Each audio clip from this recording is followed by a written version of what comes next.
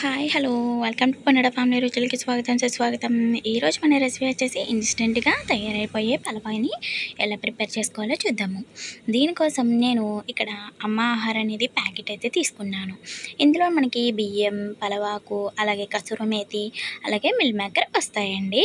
ఇప్పుడు స్టార్ట్ చేద్దాము ప్రాసెస్లోకి.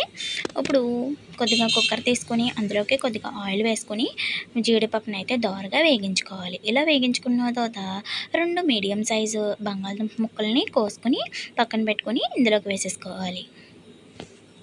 ఇలా వేసేసుకొని ఆయిల్లోని కొద్దిసేపు వేగనివ్వాలన్నమాట. అలాగే ఇందులోకి కొద్దిగా సన్నగా చాప్ చేసుకున్న ఆనియన్స్ ముక్కలు పొడుగు చీలికలుగా కోసుకోవాలండి, చాలా బాగుంటుంది. ఇలా ఆనియన్స్ కూడా మీడియం సైజు 2 ఉల్లిపాయలను తీసుకొని బాగా లో ఫ్లేమ్లో పెట్టుకొని వేగించుకోవాలండి.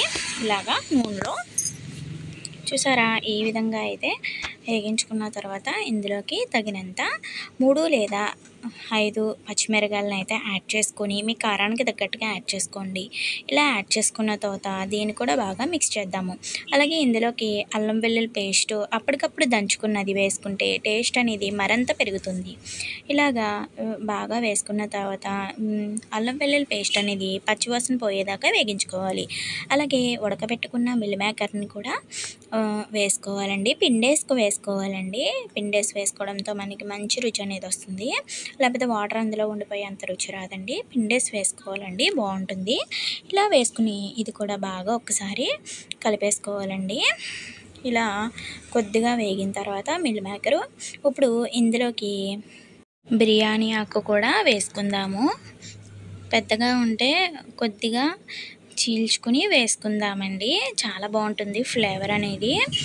బిర్యానీ ఆకు అలాగే కసూరి మేతి మనం పక్కన పెట్టుకున్నాం కదా, అది కూడా ఇందులోకి వేసేసుకుందామండి. కసూరి మేతి అనేది చాలా బాగుంటుంది పలావ్లోకి. ఇలా వేసుకుని నేను మసాలాలు అయితే ఇందులో ఏమి యాడ్ చేయట్లేదు. ఆల్రెడీ నేను అమ్మ ఆహార ప్యాకెట్ తీసుకున్నాను కదా, అందులోనే యాడ్ అయ్యి ఉంటాయి మనకి. ఇలా సింపుల్గా ఇన్స్టెంట్గా అయిపోతుందండి. చూసారా, ఈ విధంగా అయితే బాగా కలిపేసుకోవాలి. ఇలా కలిపేసుకున్న తర్వాత ఇప్పుడు వాటర్ అయితే పోసుకుందాము. 1 లోటాడు బియ్యానికి 2 లోటాల వాటర్ అయితే మనకి సరిపోతాయండి కరెక్ట్గా. ఇప్పుడు నేను 1 లోటాడు పోసాను, మరొక లోటాను కూడా నీళ్ళని పోసుకుందాము. ఇప్పుడు 2వ లోటా పోసేసానండి. చూసారా, ఇప్పుడు రుచికి సరిపడినంత ఉప్పునైతే యాడ్ చేసుకొని బాగా కలిపేసుకోవాలి. ఇలా బాగా కలుపుకొని మనం ముందుగా పక్కన పెట్టుకున్న రైస్ ఉన్నాయి కదా, ఇవి కూడా ఇందులోకి వేసేసుకుందాము. చూడండి, ఈ విధంగా మొత్తం అంతా వేసేసుకొని ఒక్కసారి బియ్యాన్ని కూడా కలిపేసుకుందామండి. చూసారా ఎంత సింపుల్గా అయిపోయిందో. మేం చేసాం ఏమి ఓన్లీ బంగాళదుంపలు ఉల్లిపాయలు కోసుకుంటే మనకి పలావ్ అనేది రెడీ అయిపోతుంది. ఇప్పుడు అలాగే ఇందులోకి ఉప్పు అది సరిపోయిందో లేదో కొద్దిగా టేస్ట్ చూసుకోవాలండి. సరిపోయినట్లయితే మూత పెట్టేసి సరిపోతుంది. ఇప్పుడు మూత పెట్టేసి 2 విజిల్స్ రాణించుకుంటే 3 విజిల్స్ రాణించుకుంటే సరిపోతుందండి. మంట అనేది లో ఫ్లేమ్లో పెట్టుకొని చక్కగా విజిల్ రాణించేసుకోవాలి. ఇలా 3 విజిల్స్ రాణించిన తర్వాత చూపిస్తున్నాను. చక్కగా ఉడికిందండి, చాలా బాగుంది. ఇప్పుడైతే ఒక్కసారి కలుపుకుందామండి.